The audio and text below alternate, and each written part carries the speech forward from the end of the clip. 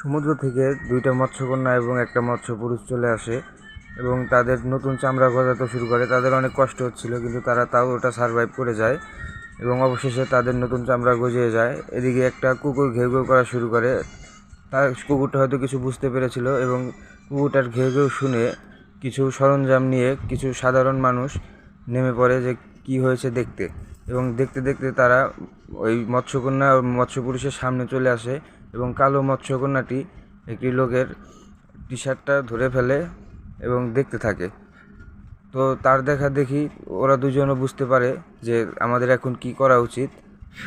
তো অর্থাৎ তারা ওই তিনজনের কাপড় খুলে নেয় এবং তারা সাধারণ মানুষের মতো শহরে চলে আসে এবং শহরে এসে তারা একটা সায়েন্টিস্টের কাছে আসে এবং সায়েন্টিস্টটা হয়তো বুঝতে পেরে যায়, যার কারণে তারা সায়েন্টিস্টটা অনেক কড়া নজরে তাদের দিকে তাকিয়ে থাকে।